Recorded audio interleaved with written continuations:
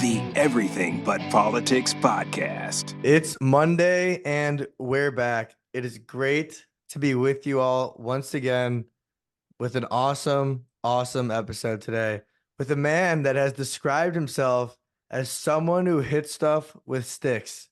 Drummer of the band Train, Matt Musty. Matt, thank you for being on the Everything But Politics podcast. There's nothing inaccurate about that description of myself. That is literally most of the time what I do. Hit stuff with sticks, and it's the greatest job you could ever ask for. That's awesome. Thank you That's for so having awesome. me on, fellas. Yeah, Matt, Our pleasure. We want to start from the beginning. On like, at what age did you think I could make this a career, and then what age did you start playing the drums? Okay, the beginning was my mom jokes with me that it always had to do with sticks. So the first thing was I wanted to be a Ninja Turtle. 90s kid, heyday of the Ninja Turtle franchise. I definitely wanted to be a Ninja Turtle. And then I wanted to be a hockey player. I was really bad at that, but still love messing around with hockey. And then I started banging on pots and pans, kind of the typical thing. I was in a musical household. Mom's a church organist of 50 plus years, and dad is a jazz blues guitarist. And I kind of always grew up with guitars and pianos around. And then my brother took an interest, and I kind of mimicked whatever my brother did. So his musical taste was my musical taste. And I just started learning about music by my mom would play at church, and I would go and turn pages for her. So I started seeing the shape of the notes, and when it was my turn to turn the page. And that was really the intro into music. And then piano came after that. And then shortly after that, it was drums. I liked hitting stuff. So it kind of just went from there in a natural way. And my dad had gone 2 years to music school, so I really wanted to do that. And that's kind of really pretty early on, as people like figure out what they do and are still figuring out what they want to do. Like it was early for me, where I was like, I definitely want to drum, and I definitely want to be on a stage, and I definitely want to. I have like visualized when you're a kid and you're wearing the lawnmower earmuffs and you're just like trying to play along with whatever Foo Fighters song or whatever. That was it for me. I just wanted to, that's where I visualized myself going and doing. So. Hell yeah. And Well, it appears the path you took, in life was rather inevitable. Did you feel that way from a young age? Pretty much. Yeah. I mean, I didn't know, like neither I didn't know, and my parents didn't know anyone who did music professionally or consistently enough for it to be their day job, So I kind of had to sort that out, figure out what that looked like for me, and that was the big trial and error phase. I think I lived in Boston for college, and then I went to New York shortly after that. I really got my education, my like first bit of professional music education in New York, because I did a lot of stuff wrong, and I did a lot of stuff right. And it was young. I was like 21, 22, and I was there for 4 years, and I made great friends there, but made a lot of mistakes with them. And I think we would all agree we learned a lot during time. Were you playing in your own band that you created in New York, or were you just hopping around and playing as many shows as you could? I was doing whatever I could, and there was more. This is one of the things I messed up. There was more of a focus on, oh, I'm a professional musician now, I should get paid for everything. I was just talking to someone about this yesterday. There was more of a focus on that than there should have been at the time. Even now, it's like, okay, there are moments where you're like, okay, does this pay? Yes. Does it pay money? Sometimes not. Sometimes very little, and it's for this this entryway into this group of people, say, or I don't want to call it hustling, but it's definitely this a thing that I learned in New York not to do, was focus on money and just grab a day job and just try to make ends meet while you try to figure out the preliminary stages of this other thing that you actually want to do. Absolutely. So Yeah. were you doing mainly band work or studio session stuff when you were in New York? Everything. I was kind of trying to do everything, and still try to do that. Just, it's part of being a well-rounded musician. I do records when I'm here in Los Angeles, and when I'm on the road, I'm on the road. Um, but I really do try to play as many genres and styles as possible in a somewhat convincing way. I have a friend, Carrie Frank, who's like a great piano player, and he's like this really virtuoso guy, and he's nice enough to like let me act like I'm playing jazz once in a while with him, and I'm like, yes, you know what, this is totally out of my element and it feels off balance and weird, but like I'm musical enough to like at least hang on for dear life, and he's happy to like have me there to do that. So I just try my best in every scenario, but I try to be in a lot of scenarios because that's part of just being a Hmm. well-rounded player. Now, Matt, would you say your career really took off when you moved to Los Angeles? Yeah, definitely. It definitely bumped up. In between Los Angeles and New York was Nashville, Okay. and I was going through a lot of life stuff there. But in Nashville, I met Grace Potter, who I started touring with, and whose assistant I met on the road, and who is now my wife. And we started dating in secret on the bus, and it was this whole thing. And so when that tour got done, instead of going home to Nashville, I moved to Los Angeles. Well, And, Wow. and what a story that is. isn't that funny? As we met the traditional way. You did date secretly on a tour bus. Well, and how did you meet Grace, and how did that become a thing? Did she lose a drummer? That she Grace was, yeah. lost a drummer, her drummer and ex-husband on the road mid-tour.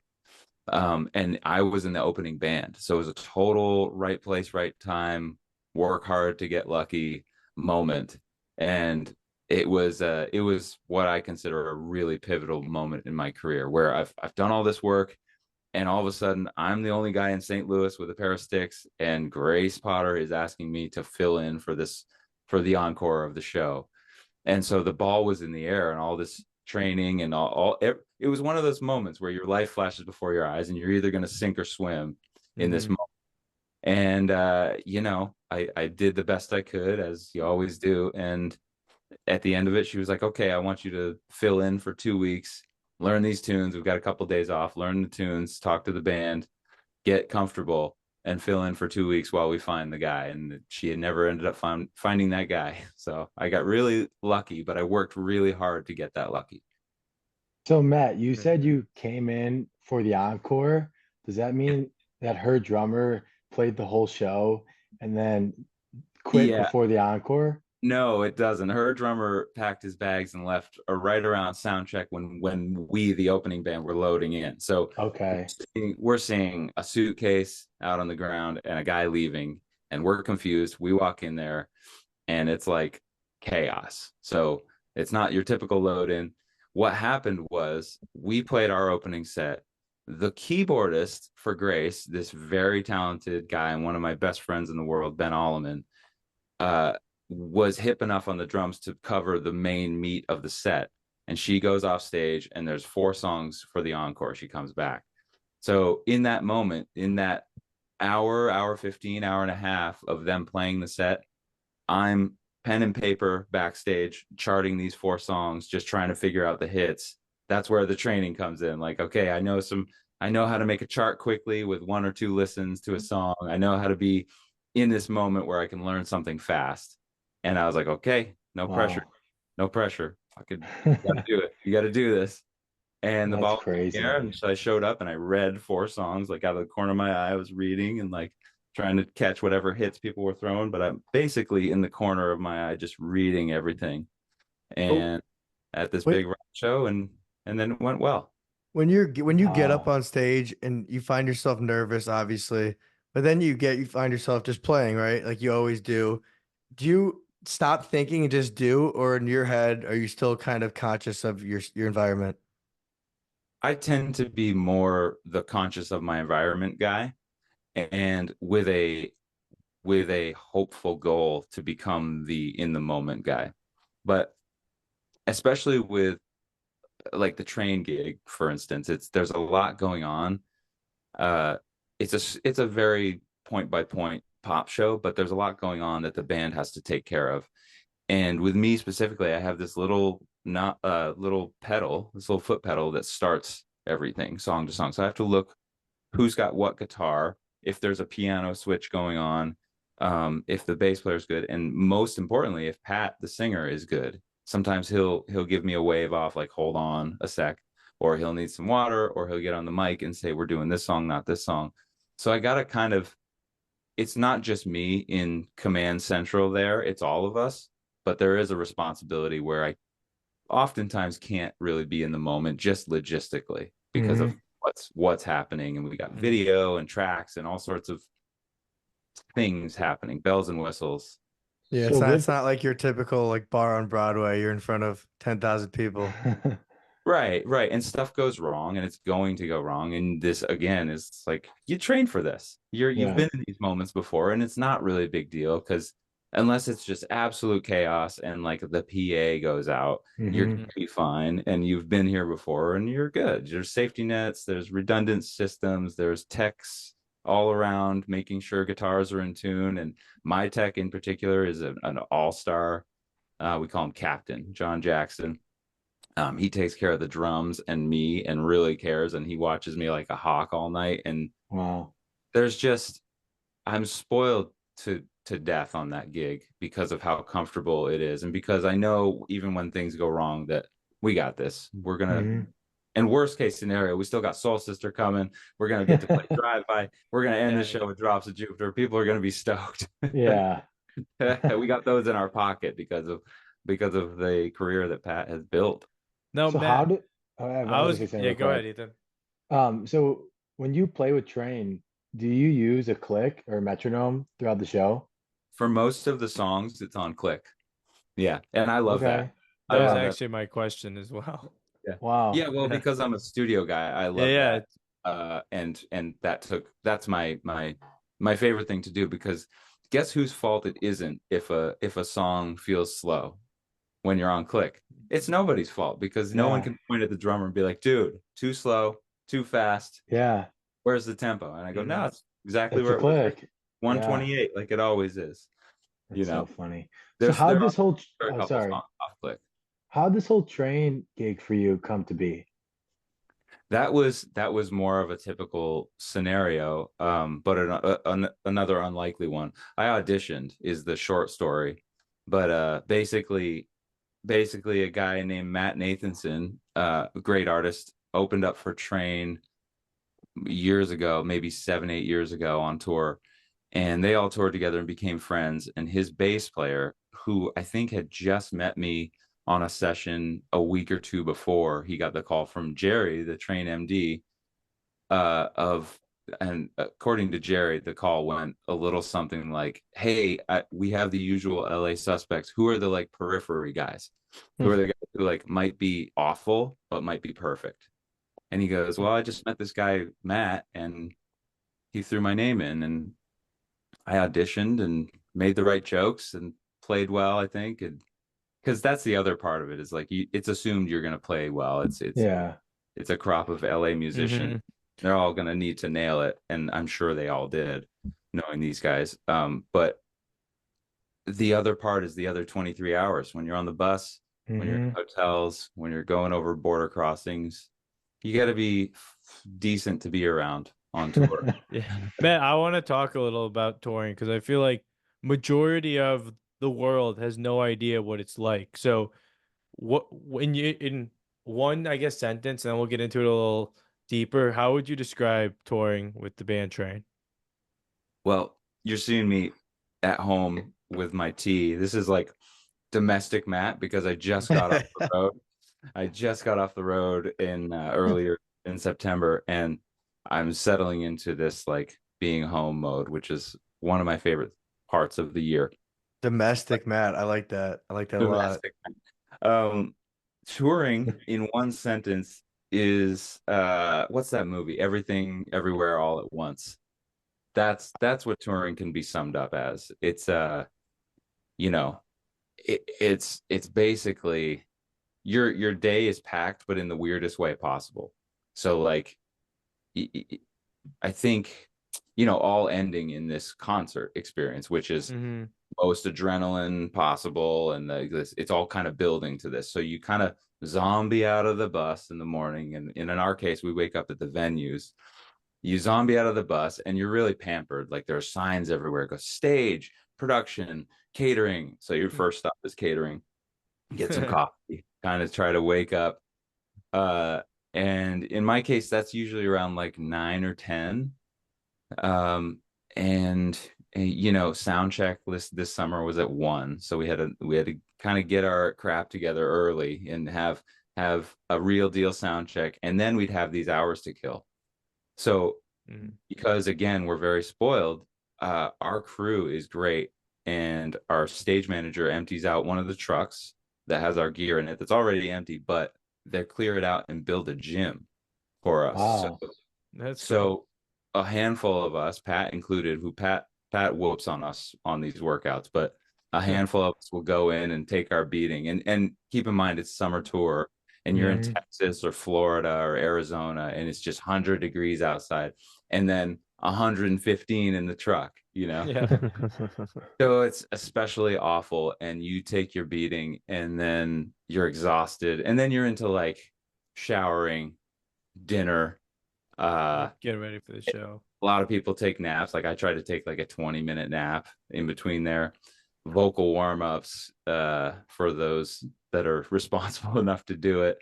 And then you're talking to the bands that are going on first, and everyone's around, and you're kind of in show mode. You play the show, and then you have guests in a lot of cases. Like a lot of us have guests every night or close to it. And you're still on until about 2 a.m. Buses pull out around 1 or 2, and then you're watching TV, you're shooting the shit with the guys on the bus, and then you finally go to bed to start it over the next day. Sounds like a pretty fun life. It's a pretty fun life. I'll never complain about it. There are I get exhausted, but everyone does. But the way that Train does it, especially, is like, man, it's beautiful. It's easy. Given all the time you guys are spending together in these gym sessions in the morning, and just constantly like the camaraderie, is there like some fun competition among the guys?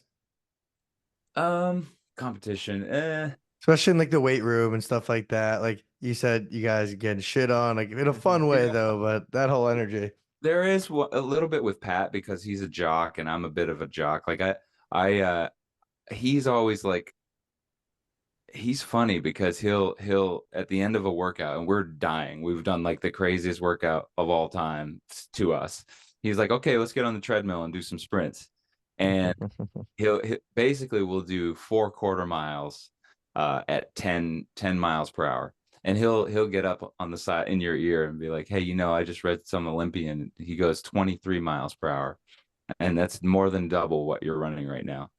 Or he'll get up and you're on 10, which is awful, and he'll put his up to 11 or 12, and just to show you where you can go. Like there's always more. So he's a bit competitive, I would say, in a cool.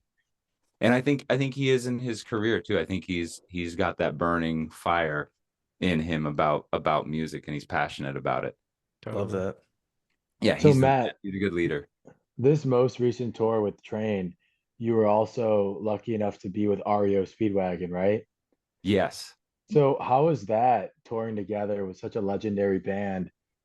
Yeah, I don't think anyone knew how it was going to go. Management, crew, band, I don't think anyone had any idea. And then we did some TV with them to promote the tour, and they ended up being the most lovely, warm, unbelievable crew of people.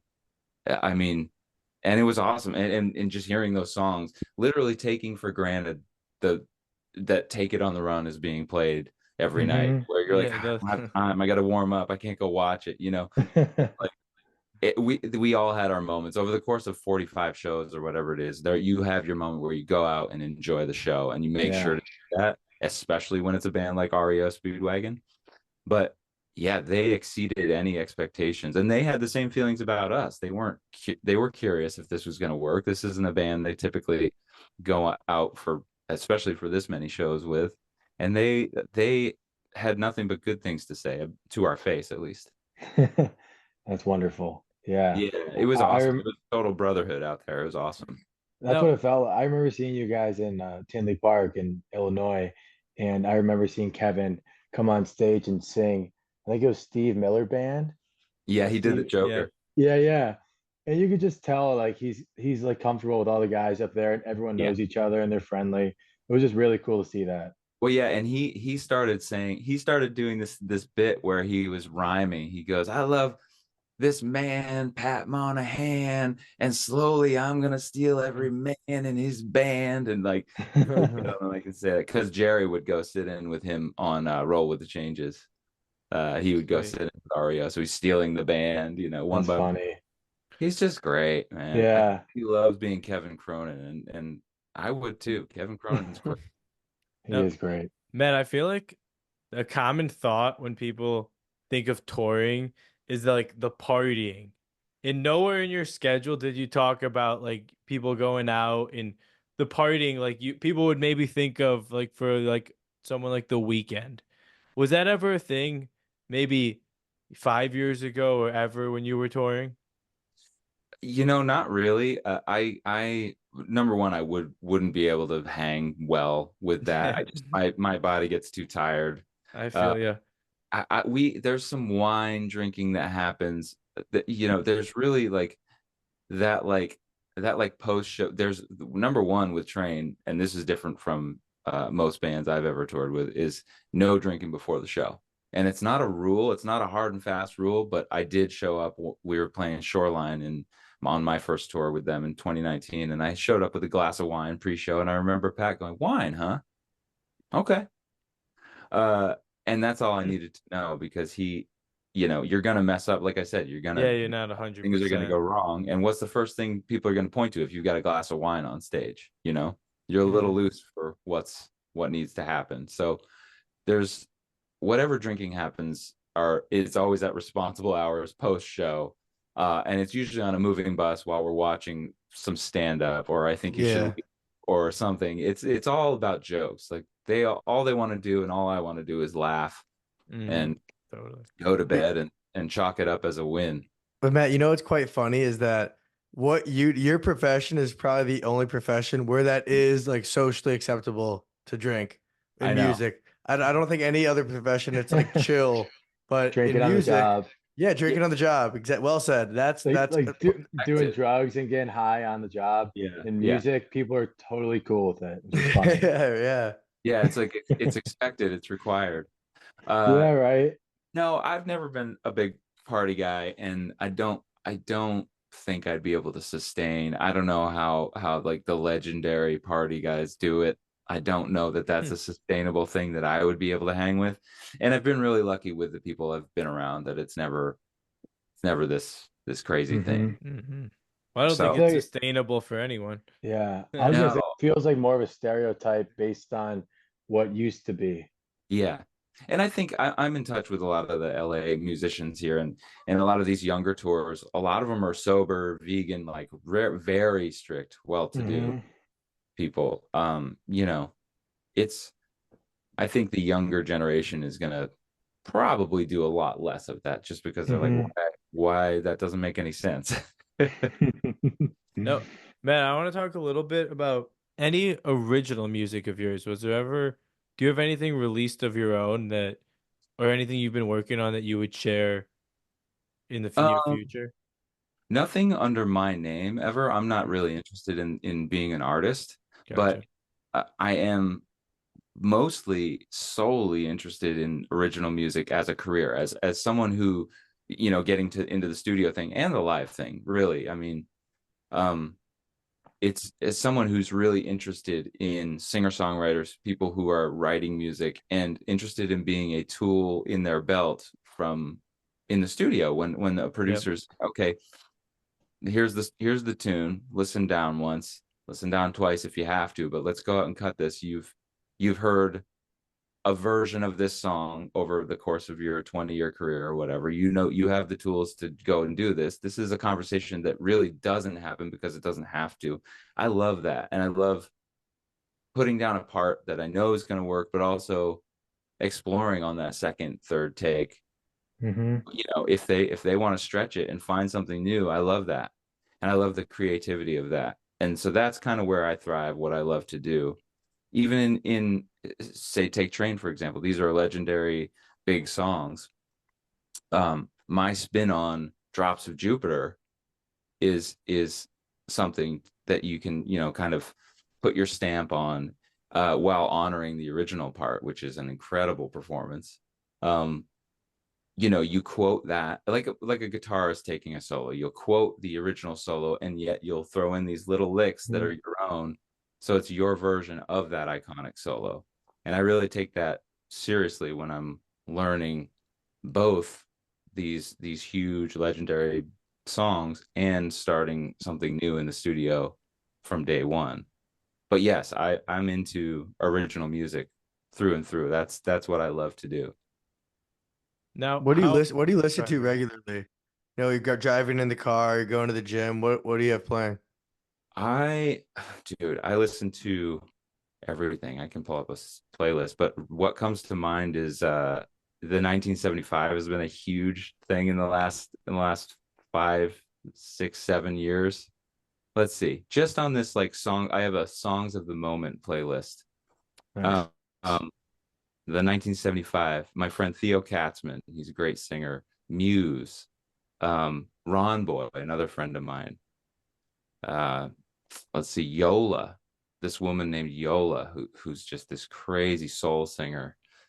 More 1975. I love Bring Me the Horizon. That's a heavy band that's kind of a guilty pleasure of mine, and I just can't stop loving what those guys do. I love Casey Musgraves. I'm in a Casey phase. Uh, um, yeah, I just discovered this old Crowded House album. I'm a little bit all over the map. That's probably the best way to stay versatile with your selection there.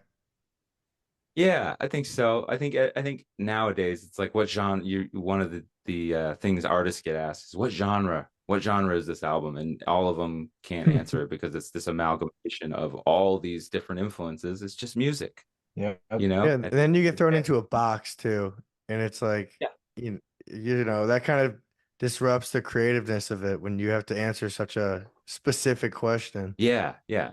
It's just music. The Hmm. genre is music. No, and I think Ethan and I always talk about that. The hardest thing for us is to ever tell someone else what kind of genre our band is. It's hard Yeah, to ever explain that. Yeah, like when people ask like what genre of music do you play? I feel like I don't know what I want to answer because I feel like by default I would say rock because we have drums, guitar, bass, keys, all that yeah. kind of stuff. But like realistically, it's a culmination of a bunch of different What do you all things. play? So it's So I play guitar uh, and Evan plays guitar a little bit. He's learning the drums too. Nice. And but I we strictly write music. manage the band. Ethan writes all our songs. We have a Nice. female singer, drummer, keys player, piano player. We've been playing for about 3 or 4 years, and we are just finishing a 9-song album. That'll be our first album that we're gonna be releasing Congrats. start of Thank 2025. you. So we have 2 singles out now, but like, yeah, the best way I would describe it is like a mellow rock, where like there's maybe one song that's super rocky in your face, but everything else is more like similar to like the tones of the Grateful Dead. Cool, cool. I've got an appreciation for that. I have one friend who's just a monster deadhead, and you know what? I'll never hate on it. That's Yeah, awesome. Take it. I Good would for use you guys. Congrats. a good word to describe their music is uplifting. Cool. I love that. Yeah, I love. Yeah. we'll send you some stuff after. Yeah, please do. Please do. Yeah. That's a lot of hard work. I know what goes into an album, and it's a ton of hard work. And you guys are all in Chicago? I'm So in Florida. we're Okay. the Right. band. We grew up in Munster, Indiana. It's like 40 minutes from Chicago. So we Okay. all went to high school together The in band went to high Munster. school together. Ethan and I graduated from Indiana University. We're actually still in Bloomington here currently. So we've been playing some shows here in Bloomington at the Bluebird and in Indianapolis. We're I playing know the that. Thursday night at Hi-Fi. Yeah. So yeah, it's been a lot of fun, and we're looking forward to continuing music in our near future. Yes, definitely. I ran into a hockey coach in Bloomington at one point who on tour, just as like whenever we were in Bloomington with the Grace Potter band, we would go skate in the mornings. He would go open up the rink. It The was roller awesome. pretty skating cool. place? No, the ice rink. Oh, that's even cooler. Yeah, Wow. it was awesome. Well, I Matt, love- something you just mentioned is that you know how difficult it is to create an album and what goes into it. For me, right, I'm not on the musical spectrum as Ethan and Evan are. Explain to someone like me or someone who's not as tapped into the world of music, what does go into an album? Why is it so complex? Well, it's never like step by step. There's no real, especially now, clear roadmap from start, inception to finishing, releasing. In a perfect world, you'd have 9 songs, right? You guys have a 9 song. 9 songs. Yeah. Mhm. You have the 9 songs and you will have not done any pre-production. That's the beginning. But it never goes that way. You write one song, you're mid-production on that, and then you start 3 more because you're sick of hearing this one song. And then you get those 3 to a point. One, maybe you finish that first song, and then you've got 2 more. It's all this, everything is constantly in motion. Especially nowadays with everyone kind of getting hip to recording themselves and becoming better engineers and producers. So there's no clear roadmap, and that's part of the frustration. And finishing is a huge part of that. There's an exercise in just temperament and steadfastness in terms of finishing a project or even one song, getting it to that finish line, because you're by the time it's out or finished or whatever, you're so sick of hearing it. And and at the same time, it's the first time anyone else is hearing it, so you have to be Yeah. to play that thing, to go do whatever you're going to do to promote it. That's You so weird have to act hearing like that. the first time, and you're so excited. Well, Matt, I think you explained it perfectly because some of these songs, Ethan wrote in high school 6, 7 years ago, and no one's heard them yet. And then, I think the album's been, by the time it's released, it'll be almost 4 years, 3.5, 4 years. Mhm. And there's some tracks that have been recorded in 2021, and then last week, for example, we had the Indiana Choir sing on part. So No kind way. of cool to Yeah. see the transformation of a song like that in the span of 2 years. That's so cool. That's so awesome that you get people involved too. That's part of what is in the pros column of making music. Yeah. As there's cons, there's pros. The pros column, and maybe the biggest one, is that you get the sense of community around it because you all have this shared experience and you're all kind of wearing your heart on your sleeve. You're getting behind these songs, or in your case, writing these songs that are coming from your heart. And like, coolness be damned, here they are, whether you like it or not. And that's art. That's a great name, by the way. Yeah. Coolness be damned. Damn. That is cool. It is Yeah. cool. All right, that's good stuff. So you've been a part of how many albums at this point in time? Oh, I don't know. A few. You think you've Um, worked two- over 100 songs? Yeah, definitely. Definitely that. I don't know. I wish I kept track of all of it. I tried to like keep a running like Spotify list of like my discography just so I can reference things. Or go down memory lane on some stuff. But yeah, from my garage band, high school ska band till now, I think I've definitely recorded on over 100 songs. I'm happy you just mentioned Spotify. So Yeah. I find myself in a position with Spotify where I'm just fed all the same music all the time. How do you find new music on Spotify? And what's the best way to go about that? What if I was on here and I was like the one pro Spotify guy? How awful would that be? The one musician who's like, no, Spotify gets a bad rap. I like Spotify a lot, but I just feel like it's hard for me to find new music unless I search for it. I do the old school thing, and I ask people, especially people who are apt to show me music, like on a car ride or getting coffee, talking to me about artists they're excited about. And then I go, okay, what else you got? Because I'm in this chapter of my life where I need new inspiration, which is constantly. And then you learn a little something new, and then inevitably, especially as I get older, I go back to the stuff that I love, especially when I'm producing something or putting something together. I go back to my tastes because it has to feel inspired and honest. And Mhm. your influences, for better or worse, are your influences. And it's you try to expand, and I'm always trying to learn and expand whatever that is, my taste. Um, but I end up going back a lot to what I love. So it's a little bit of both. It's a little bit of like I could do this thing I love doing a little sweeter if I take this Olivia Rodrigo track or whatever. And I don't, the other part of it is I don't poo-poo anyone's taste. If Mhm. someone's totally into the newest shameless pop thing, there's something I can learn from that. Totally. Or if I'm tracking on some kids album, which I've done some of that, and or just someone young whose stuff I don't necessarily doesn't relate to me fully, I can find something in those lyrics because they're telling Yep. the truth, and that's part of what they're doing, you know? Like I love that. I love that I was invited into the room to be a part of this. Yeah, no, and we That's appreciate a you great doing the perspective. same. But yeah, but on top, aside from that, when you mentioned being influenced, where do you listen to podcasts? Do you like drawing? Where else outside of music, which is obviously such a key component of your life, but what other um elements of art do you really try to soak in? Um, I'm technically not a big podcast guy, but I am in that I'm a huge Howard Stern fan. Okay. I'm like a rabid Howard Stern fan, and I have been for since I moved to New York, which would have been '09. So we're talking 15 years Yes. of uh of like listening every day. It's part of I told my wife the other day, it's like really one of the very simple pleasures in life is waking up, making coffee, and starting my day listening to Howard and Robin.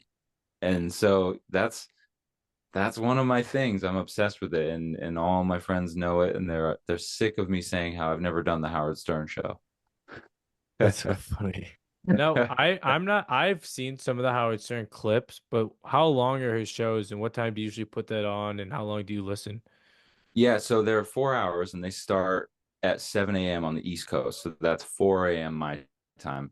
I'm not up at 4 listening to it, but they replay all day. Mm. So I'll go to the beginning of the show when I wake up. When I'm home, I'm waking up around 6:30, something like that, because I'm tracking at my spot by 7-ish in the morning. I do the early shift. We're boring. We're old people now. We go early up, early to bed. Uh, but yeah, I start the show around 6:30 when I get up, and I just listen. I listen Yeah, and I love it. that man is truly a legend. He's been doing that for a long time. Yeah. Yeah, and he's kept me from like, you know how I'm like always trying to expand my horizons, listening to new music. He's kept me from a lot of education in that a lot of times I opt for talk radio instead of music. I opt for Howard. I go, Funny. no, just gotta feel comfortable right now. I just gotta go to my happy place. I gotta if I Old listen to music, reliable. yeah, if I listen to music, oftentimes it feels like work, and it's too much. There's too much You're thinking thinking going on. about, yeah. Yeah, you're like deconstructing the track when you hear Yeah, something. yeah, exactly. Do you like the new music that's come out this past year? You know, I really like that new Sabrina Carpenter song. I forget what it's called. Yeah, she's blowing up. I haven't listened to a ton Yeah, of her songs, but if you go to the top 50 chart, she's got like 2 or 3 songs on there. Taste. This song Taste is such a cool, great changes, great melody, great sounds. Um, yeah, totally. And I think my guy, my singer Pat, he's really on the cusp of everything too because he's just that student of pop music. Hmm. So he's always looking for whatever's next. Now, is Pat ever working on original music to release with Train again? I know you guys released some stuff recently. Yeah, he is. Yeah, he's constantly thinking about it. You know, it's whenever the mood strikes for him. Yeah. Uh, you know, So and how many songs have you recorded with Train since you've joined them? I don't know. We did an album a few years ago, and then we've probably done 5 or 10 other songs besides that. So Wow. maybe 20, 25. Does Pat write all the music for a train? Sometimes a couple of us will be invited into the room to write with him, and we've done that. And he'll go outside writers, and oftentimes he'll do it himself. So it Mhm. just depends on what strikes his fancy that day. Now, Yeah. who wrote the Hey Soul Sister, Drops of Jupiter, Drive-By songs? That was Pat with people. I think that was Pat with maybe with the original band. I'd have to look it up. But the Okay. original band, and then Hey Soul Sister was a duo, a European duo. I Cool. forget their names. Now, who I hate that I who are forgot. your favorite? What's your favorite song to play when you're on stage? Um, I have a thing with Calling All Angels that I love because it reminds me of, and it's good that it usually comes early in the show. It reminds me of being home, and because I was a 90s kid, so I was jamming to not Drops Jupiter, Calling All Angels in my parents' living room on like my first drum set. So That's nice. there's an emotional moment there where I kind of reconnect Yeah. that kid and go, isn't this cool? You know, That's Totally. so special. that's definitely special for me. Drops of Jupiter is another one. I mean, those are not only great drum performances, but great like legendary vocal performances, Hmm. and just great timeless songs that I think Pat will be remembered for those and others, but those are the ones that really get me emotional in a good way, like good butterflies happening Yeah, for them. totally. Now, the train, you guys are on a little break. You have what, two shows, I think, on your website coming up in All November, right. Yeah. December. And Yeah. then is there a big summer tour planned again, or when do you go back on a long tour? The usual deal with Train, we don't know. Okay. I think they're working on that. But the usual deal is summer tour every year, Yeah. and some years it's lighter, some years it's heavier. This was heavier. This was 10 weeks out straight. Wow. Um, and it's just always great because it's a reasonable schedule. There's no like, okay, we've got 2 weeks off and then we're out for a month again. You know, Yeah, you just it's go. real spotty for the next until next summer, What generally. Yeah. what is the most spectacular venue you've ever played in? Man, we got to do, I Good mean, question. I've done Red Rocks a couple times and I love that place. We got to do Royal Albert Hall this year in Wow. London, and it was the coolest just being in the building, first of all. But when you walk in and you see this giant organ behind the stage, and it's all, for me, it's all about that organ. Oh yeah. Oh It's yeah. the greatest looking thing ever. And we recorded a live concert there. And like, I don't know that it gets better than that. It's not like the biggest room anyone's ever played, but it is one of the most special and iconic and like breathtaking rooms. You walk in and Hmm. like, oh boy, what, I better practice. And as you've That's been amazing. fortunate enough to travel for work, really, where else in the world have you been where you're like, damn, I can't believe this is my life?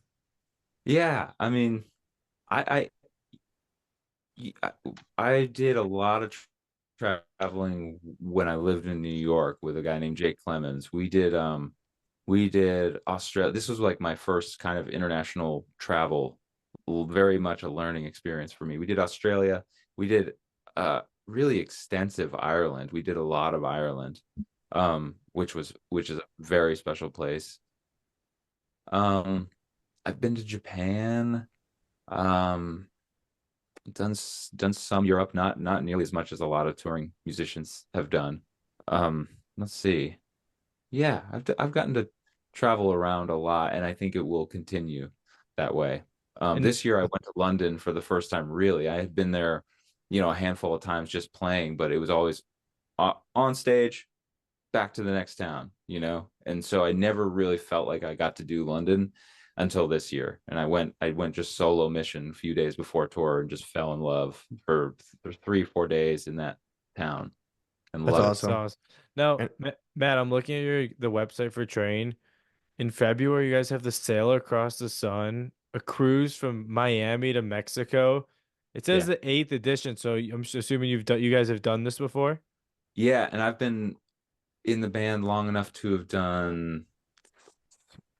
This will be my third.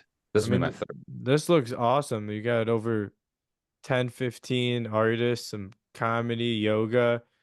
Yeah, How's the turnout for that? I mean, it says sold out on here. yeah. I don't know what the number of people on that boat is, but they're all super fans because it's the train cruise. So what's fun about that is getting to meet these people, but also Mm-hmm.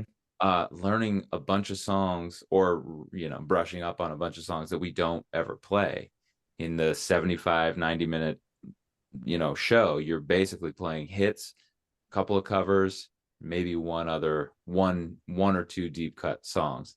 With this cruise, it's all super fans who are like, yeah, sure, play Hey Soul Sister, but play like Hopeless from the first couple records, like Cool. play I Am, these great deep catalog songs that we don't get to play ever. And that's really fun for me. So we are working the whole time, that's not Yeah, totally. it is fun because it's a cruise, but we're Yeah, working the entire When you absolutely. when you auditioned in 2019, or was it 2018 you joined 2019? It was 2019. It was early 2019. And at that point in 2019, did you know their entire discography, or did you really have to go back and learn a lot of songs? I was I didn't I still don't know the entire discography, but I knew the hits and I knew a lot of the deep early stuff. And not only that, but I was the guy who was always pulling up the train Wikipedia page and going, no, no, no, this band has more hits than you can even think about. And it's true. Every show, someone inevitably is like, oh yeah, I just, I started singing along. I was like, oh, I know that song. Oh, too. I know that song too. So he's got these just generational hits that Yeah, kind of have sustained and make for a great smattering of a show. You just can't classify the genre. You're just like, it's train, it's pop, it's hip hop, it's like rootsy old blues. There's a lot to it, and that's what 25, 30 years of writing songs gets you, an evolution and an absolutely. arc. Well, that's so funny you mentioned I like how you put a time on that because you've been doing this for a very long time. And like in any business or career, what you selected to do with your life is very competitive and very hard to succeed in. How many people have you come across in your time that you think were so close to making it, but they quit right before the big break? Is that you see that all the time in the film industry, or excuse me, music industry? Yeah, a ton. And you can't ever predict it. So you don't know if they left right before, but you do Mm-hmm. know that either they said no to something they should have said yes to, Mhm. or they said yes to something they should have said no to. That happens a lot.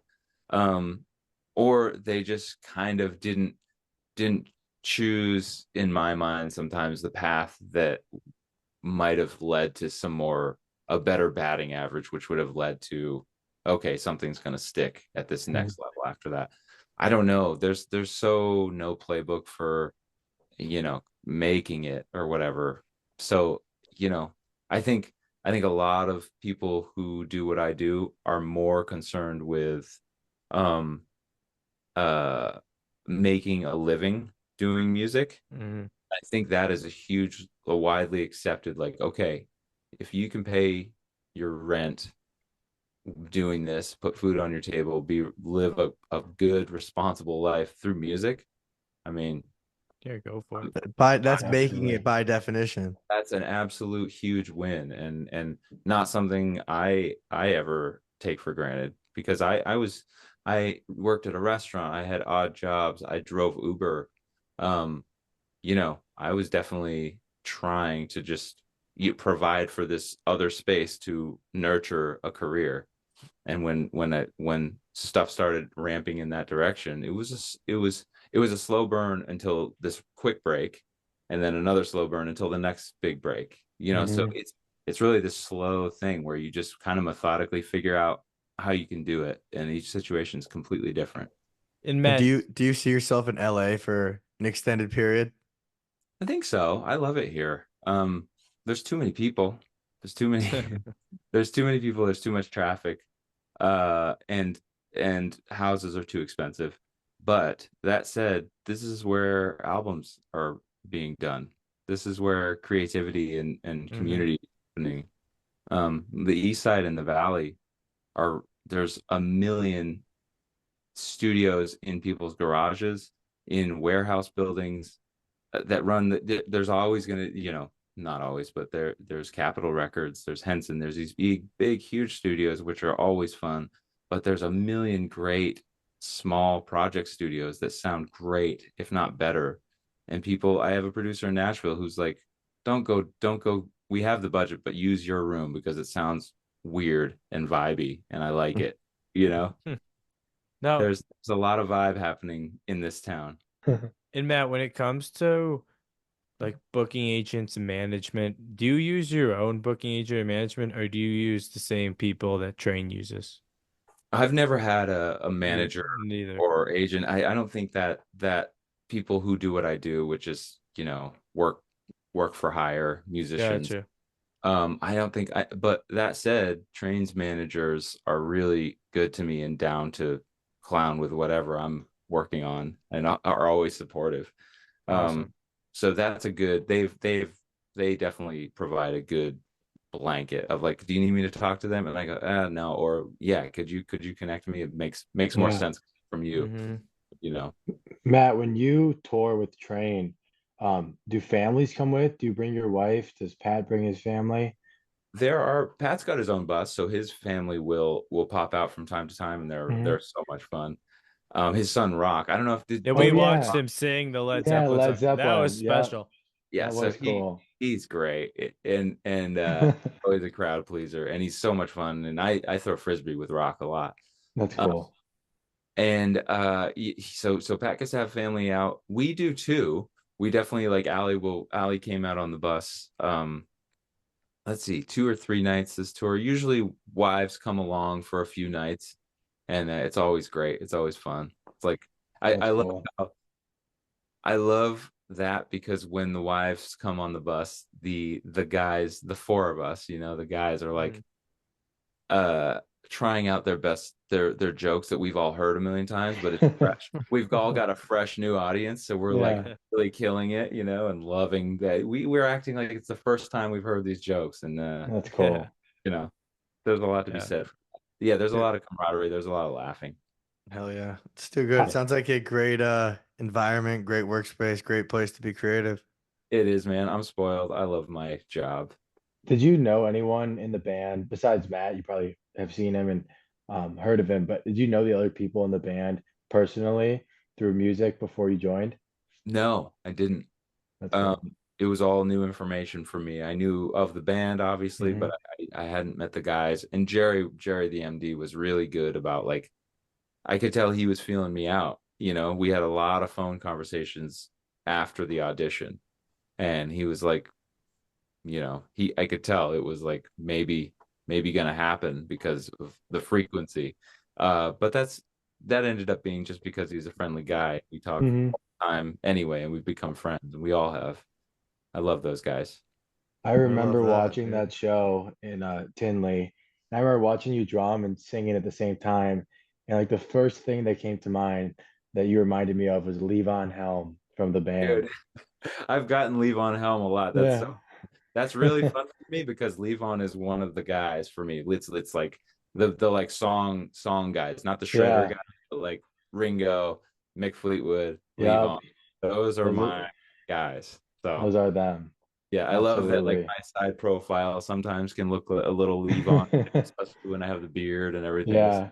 I just That's wish I Uh, could great. play like him one day. no, you One day. did. You sounded great. It was a great show. Yeah. Did you play guitar in a song? This summer I played guitar on the rock song when he came out and did Zeppelin, Yeah, I because remember that. Pat was playing drums. Pat's a good Yes. drummer, dude. Yeah, he was a good drummer. That Yeah. was pretty cool. And then he'll come up and do Hotel California. He'll on the down verse when there's no drums, I'll grab a guitar and he'll come Pat will come Henley it Wow. up and just do drums. Nice. And that song is to click. We've got click going on, and it's hard to play with click. And one of the funniest things he ever said to me, I go, if you ever get lost with the click, and he never gets lost, but I go, if you ever get lost with the click, just my guitar, it's just act like it's a shaker because I'm playing this jangly acoustic guitar. Just let it act like a shaker for you. And he goes, that's so cute that you think you're in my mix. You think I've got you in my But That's so funny. it really is all ball busting and jokey. That's wonderful. Yeah. It sounds like Yeah. like the team of a lifetime, just having a good time, having It fun. really is an all-star team, top to Yeah. bottom. I love those guys. Yeah, we're in this. We just got off the road, fuck off mode for right. Oh yeah. But we'll get a kickstart. Next gig we're on, it'll all come back. Well, That's cool. with that said, you have 2 more shows in 2024, Mhm. and then 3 months remain. What's the rest of this year looking like for Matt Musty? We're always working on music in Train, and I'm always working on other music too. I'm working on finishing right? Finishing a song that I've been working on for like a year with my friend Eliza Hardy Jones, also alumnus of the Grace Potter Band and now plays on War on Drugs. They're good. She's a lifelong buddy, and we're working on a song. I work, I'm doing records. I've already done some recording since being home. I'm lucky that people still want me to hit stuff on their records, so I end up being pretty busy most of the time. But right now I'm enjoying kind of a chill moment here. We had movie night last night, my wife and I, and Nice. yeah, What'd you watch? we watched Big, I'm not Okay, familiar with yeah. that one. Yeah. the Tom Hanks. Yeah. 1988 Tom Hanks. Yeah, Cute. I like. Is that like a little comedy movie? it's like a feel good late 80s movie, All right, It's you like can't go just wrong. the score is cheesy, the story is great, and you realize how great of an actor Tom Hanks really is. Yes, I would agree with that. Right. Well, It Matt, was this has cute, been you guys. It was cute. yeah. I like that Yeah, cute. what's it? I like the cute movies, Yeah, right? right. Little rom-com, like little late Yeah. 80s comedy. Yeah. Yeah, cute movies. We do cute movies. But Matt, Yeah. this has been a great deal of fun. Time really flew by here. This is one of those episodes that I look forward to going back and listening to. We really do appreciate you hopping on our show, and it's been a real blast. So thank you. It's a true pleasure, you guys. I'm so stoked that all 3 of you came. This was fun for me. Yeah, a lot of fun. And Matt, Send me that record. we will Oh, send you yeah. some songs. We'll text you it. Cool. And then Matt, where can our listeners find your stuff if they want to work with you, if they want to check you out? Where could they find you? Oh, they can go to my website. It's just mattmusty.com. I think that's the good. That's Yep. Says Trivia I gotta Guy. update that thing, but that's definitely got up to date stuff most of the time. So Hell that's yeah. the hub. Right Yeah. on. All right. Thank you everyone for listening. We'll see you next week. Thanks, fellas.